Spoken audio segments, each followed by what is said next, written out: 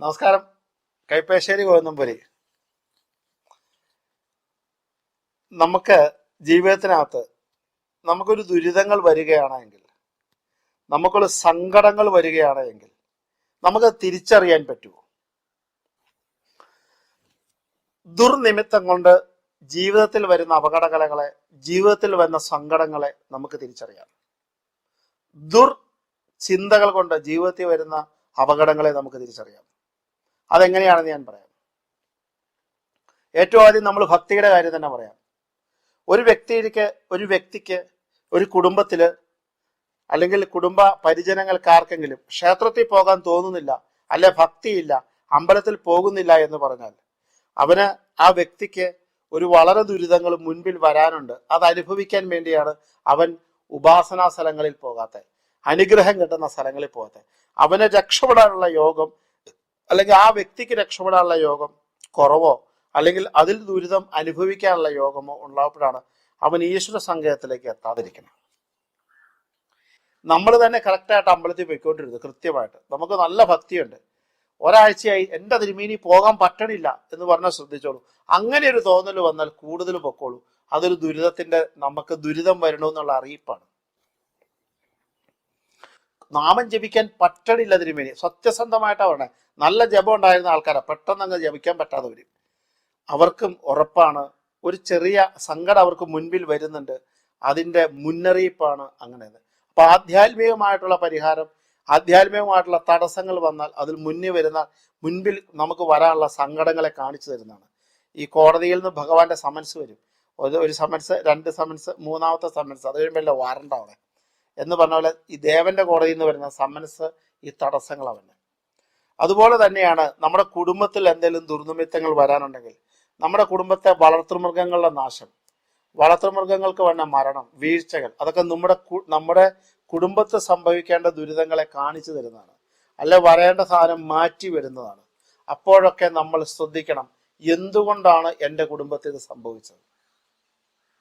എന്തെങ്കിലും ദുരിതങ്ങളുണ്ട്. ചിലപ്പം നല്ല പശുക്കളൊക്കെ പെട്ടെന്ന് മരിച്ചു പോവുക. പശുവിന്റെ മരണം, പൂച്ചയുടെ മരണമൊക്കെ ഒരു വ്യക്തിയുടെ മരണത്തിന് തുല്യമാണ്.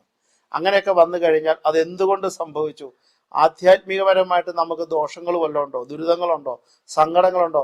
നമ്മൾ നിർബന്ധമായും തൊട്ടടുത്തൊരു ജ്യോതിഷനെ കണ്ടത് ചെക്ക് ചെയ്തിരിക്കണം. അതിന് പരിഹാരം കണ്ടിരിക്കണം. അതിന് ഹോമ പൂജയൊന്നുമല്ല, അമ്പല ദർശനം കൊണ്ടുള്ള പരിഹാരമേ കാണാവുള്ളൂ കേട്ടോ. 2, പല്ലിയുടെ ശവം കാണുക, പല്ലി തലയിൽ വീഴുക, പല്ല് നിലത്തേക്ക് വീഴുക, നമ്മുടെ മുമ്പിൽ ചത്തു വീഴുക, പല്ലിയുടെ മരിച്ച ഇതുപോലും കാണുന്ന ദുരിതാന്ന് പറയുന്നത്. അതല്ല ഈ പ്രദോക്ഷ ദിവസം പല്ലിയെ കണ്ടു തൊഴുന്നത് നല്ലാന്ന് പറയും. പ്രദോക്ഷ ദിവസം പല്ലിയെ കണ്ടു തൊഴുതാൽ മഹാദേവനെ താഴെ. ശിവരാത്രിക്കും പ്രദോഷത്തിനും ഒക്കെ പല്ലിയെ കണ്ട് തൊഴുന്നത് പോലും നല്ലതാന്ന് പറയുന്നത്. അന്ന് സാധാരണ ഗതിക്ക് കാണാൻ കിട്ടില്ല. കിട്ടുന്നവരുണ്ട്, അത് മഹാഭാഗ്യവാന്മാരാ. ഈ കഴിഞ്ഞ ശിവരാത്രിയുടെ അന്ന് ഞാൻ കണ്ടിരുന്നു. ഞാനിങ്ങനെ തപ്പി നടന്ന് കണ്ടാ ശരിക്കും തൊഴാൻ വേണ്ടിയിട്ട്. അപ്പൊ ആ പല്ലിക്ക് നമ്മുടെ ആധ്യാത്മിക ആചാര രീതിയിൽ പ്രാധാന്യമുണ്ട്. അതുകൊണ്ട് തന്നെ അങ്ങനെ വന്നാൽ അതൊരു ദുരിതം തന്നെയാണ്. അതുപോലെ നമ്മുടെ വീട്ടിൽ നിൽക്കുന്ന കൂവളം കരിഞ്ഞു പോയാൽ അതൊരു ദുരിതത്തെ കാണിക്കുന്നതാണ്.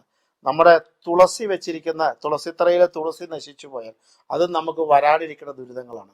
അപ്പൊ ഈ പറയണ പോലെ പല്ലിയുടെ ശവശരീരം കാണുക, പല്ലി തലയിൽ നെറുകയിൽ വീഴുക, പല്ലി പെട്ടെന്ന് മുമ്പിൽ വീണ് മരിക്കുക, അങ്ങനെയൊക്കെ വന്നു കഴിഞ്ഞാൽ, തുളസി കരിഞ്ഞു പോവുക, നമ്മൾ കൂവളമൊക്കെ കരിഞ്ഞാൽ നിങ്ങൾ നിർബന്ധമായിട്ടും തുടർന്ന് വരുന്ന 12 ദിവസം തുടർച്ചയായി ശിവക്ഷേത്രത്തിൽ ദർശനം ചെയ്ത് എണ്ണയും കൂവളമാലയും നടക്കൽ വെച്ച് വരാൻ പോണ സങ്കടങ്ങളിൽ നിന്ന് മോക്ഷം നൽകണമെന്ന് പ്രാർത്ഥിക്കണം.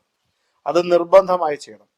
കുടുംബത്തെ വളർത്തുമൃഗങ്ങൾക്കൊരു മരണമൊക്കെ സംഭവിച്ചാൽ, എക്സ്പെഷ്യലി പശുവോ പൂച്ചയൊക്കെയാണ് മരിക്കണമെങ്കിൽ, നിർബന്ധമായും അറിയാവുന്ന ഒരു ജ്യോതിഷനെ കണ്ട് ഒരു ക്ഷേത്ര പരിഹാരം ഉണ്ടാക്കിയിരിക്കണം.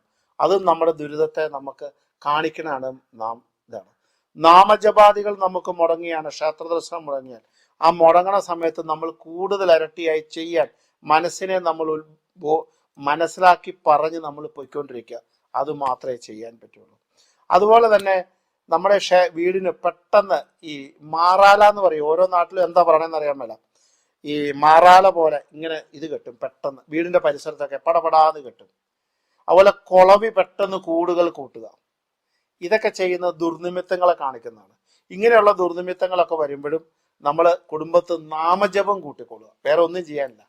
കാരണം നിങ്ങൾ 10 മിനിറ്റ് ജപിക്കണമെങ്കിൽ 25 മിനിറ്റ് നാമം ജപിക്കുക. അതൊക്കെ ഈ ദുരിതത്തെ കാണിക്കുന്നതാണ്. അതുപോലെ തന്നെ നമ്മൾ ഒരു കാരണവുമില്ലാതെ കുടുംബത്ത് വഴക്കുകൾ വരുന്നുണ്ടെങ്കിൽ, ഷണ്ഠകൾ വരുന്നുണ്ടെങ്കിൽ, അതും അവിടെ ജ്യേഷ്ഠാലക്ഷ്മിയുടെ പ്രവർത്തനം തുടങ്ങി. അപ്പൊ കൂടുതലായിട്ട് ഭദ്രകാളി ഭദ്രം തുടങ്ങിക്കൊള്ളുക. അതൊക്കെ ഈ ആരുടെയെങ്കിലും പ്രാകുന്നതോ വാഗ്ദോഷം കൊണ്ടോ ശത്രുദോഷമോ ദൃഷ്ടിദോഷമോ കൊണ്ടെന്ന് പറയാം. ഭദ്രകാളി പ്രാർത്ഥന നൽകുന്നു. അങ്ങനെ ചെയ്യുന്നത് നല്ലതാണ്. അപ്പൊ ഈ കുടുംബത്തിൽ വന്ന ദുരിതങ്ങളെ നമുക്ക് തിരിച്ചറിയാനുള്ള മാർഗങ്ങളെ കുറിച്ചാണ് ഞാൻ സംവദിക്കുന്നത്.